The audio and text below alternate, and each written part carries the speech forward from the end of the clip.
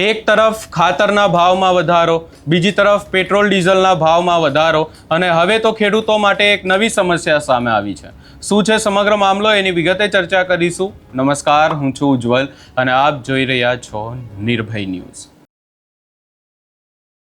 ખાતર અને પેટ્રોલ ડીઝલના ભાવમાં જે વધારો થયો છે એના કારણે તો ખેડૂતો હેરાન પરેશાન છે જ, પણ એનાથી પણ વિશેષ હવે ખેડૂતો માટે એક નવી તકલીફ સામે આવી છે।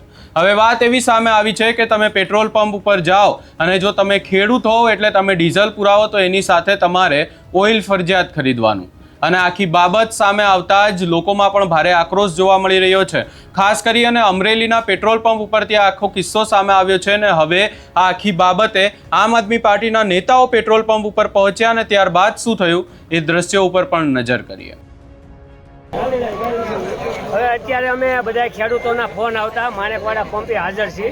બતાવો ભાઈ, પંપ બતાવો પેલા મને, આ બધાને બતાવો, ખેડૂતોને બતાવો પેલા, આગળ વિડીયો લઈ બતાવો આમાં પણ જિલ્લા સદસ્ય વાળા વનરાજ આમ આદમી પાર્ટી। હવે ખાસ કાલે જો કે 3 દિવસના ખેડૂતોના સતત ફોન આવી રહ્યા છે કે ભાઈ અત્યારે જેમ ખાતરમાં મામા ભેગો પાણીઓ પકડાવી રીતે આપણને ડીઝલમાં પણ 20 લીટર ને 10 લીટરના ડીઝલમાં ડેટ વગરના ઓઇલના ડબલા પકડાવવામાં આવે છે। આ ડેટ બતાવો, 2022 16/12/2022ના ડબલા છે।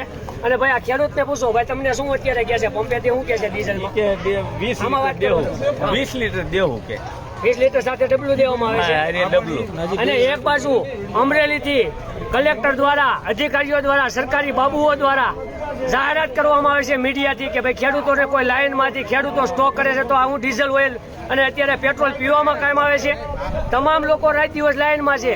બીજો મુદ્દો કે અત્યારે કલાક પહેલા હું બગસરા મગરલાલના પંપે મેઘાણી રોડે ઉભો હતો, ત્યાં હજી 1000 રૂપિયાના ડીઝલ વાળે 100 ખેડૂતો લાઇનમાં હતા અને પ્રદીપ ભાખર ની ગાડી આવી, એમાં એ ગાડીમાં એક પંપે છે એને મેં કીધું કેમેરા બતાવો મને, કેમેરા બતાવો મને થાય 1200 રૂપિયા કે 1500 નું થશે, પણ મને ખ્યાલ છે ત્યાં સુધી ગાડી ફૂલ કરાવેલી છે।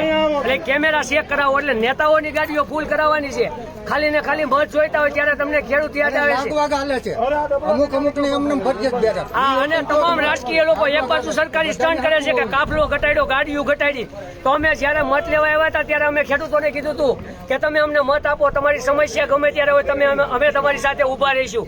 તો જોઈ લો, બતાવો ખેડૂતો, બધા ખેડૂતોની સાથે ઉભા છે અને એ લોકો ખાલી ને ખાલી છૂટાઈ ગયા પછી પોતાની ફોર્ચ્યુનરમાં ડીઝલ ફૂલ કરાવી અને સકરું મારવા નીકળી જાય છે। જો એ ગાડીમાં ફૂલ ન કરે અને એક ખેડૂતને 1000 નું આપે તો કમસે કમ 50 ખેડૂતને ડીઝલ મળતું હતું, પણ એ લોકો ખાલી ને ખાલી આવા ફાંકા ફોજદારી બંધ કરે। અને આગળ પણ અમે અત્યારે જો આ ખેડૂતોને આવી રીતે હેરાન કરવામાં આવશે તો હું કાયદેસરની કાર્યવાહીના પગલાં ભરવા માંગીશ। બરોબર, બોલો ખેડૂતો, શું કરવાનું છે? વૈકેલી છે 24 તારીખે, આની 24મી સાલે પૂરી થઈ ગઈ છે અને આ 150 રૂપિયાનું આવે છે, એને બદલે 300 રૂપિયા લીધા। એટલે તમામ પંપે અત્યારે જે કાંઈ હોય, હું એમ કહું છું ભાઈ ખેડૂત તમને મારવા નથી દોડતો, અમારે પંપ વાળા તકલીફ નથી, પણ ખોટા આદેશ શું કામ કરો છો મીડિયા થ્રુ, કેમેરા થ્રુ? બરોબર, એક બાજુ તમારા સરકારી બાબુ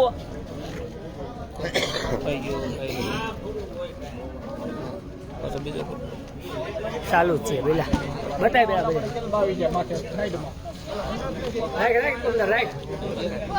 એક બાજુ તમે એમ કહો છો કે ખેડૂતોને વારે સરકાર છે, બરોબર, તો અત્યારે ખેડૂતને ખેતી કરવા માટે ખાલી 50 લીટર જેવું કે 20 લીટર જેવું ખેડૂતને જોઈએ છે, તો 10 વીઘા 20 વીઘા જમીનમાં ખેડૂતને ખેતી કરવાની હોય છે અને એમાંથી ઉપજ આવે ત્યારે ખેડૂતના ખેતરમાં છોકરા ખાધા ભેગા થતા હોય છે। એને બદલે એક બાજુ તમે લોભ લાલચ અને લોભામની લાલચું થઈ ચૂંટણીમાં જ્યાં હોય ત્યાં તમે બધા હાજર થઈ અને ઘેરે ઘેરે બેહવા જાવશો તો અત્યારે આ ખેડૂત પીડાય છે, કયો નેતા આવ્યો? બરોબર છે, એટલે આવી રીતે ખેડૂતને ઉલ્લુ બનાવવાનું બંધ કરો અને આગળ પડતું જે પણ કંઈ કરવું પડશે, નકર આખા બગસરા તાલુકાના તમામ ખેડૂતોને લઈ અમરેલી કલેક્ટર ઓફિસે જાય। જય જવાન, જય કિસાન। અહીંયા હવે વાત સ્પષ્ટ જોવા મળી રહી છે કે એક તરફ ભાવ વધારો, બીજી તરફ ખેડૂતોને ઓઇલ પણ ખરીદવાનું, એની સાથે સાથે લાઇનમાં પણ ઊભું રહેવાનું અને હવે તો બીજી એક વધુમાં બાબત એ પણ સામે આવી રહી છે કે હવે ખેડૂતોને પેટ્રોલ ડીઝલ માટે પણ જેમ ખાતરો માટે કૂપન ખરીદે છે એવી રીતે કૂપન ખરીદીને લાઇનમાં ઊભું રહેવું પડશે। એટલે આ જે તમામ સમસ્યાઓ સામે આવી રહી છે અને આ તમામ ચર્ચાઓની વચ્ચે હવે જે પેટ્રોલ ડીઝલનો ભાવ વધારો ફરી એકવાર થયો એને લઈને પણ અનેક ચર્ચાઓ છે। હવે જોવાનું રહેશે કે આગામી સમયમાં લોકોને અને ખાસ કરીને ખેડૂતોને ક્યારે રાહત મળે છે. આ સમગ્ર બાબતે તમારો શું અભિપ્રાય છે એ અમને કમેન્ટ કરી જરૂર જણાવશો ને અમારી ચેનલ નિર્ભય ન્યૂઝને લાઇક, શેર, સબસ્ક્રાઇબ કરવાનું ભૂલશો નહીં.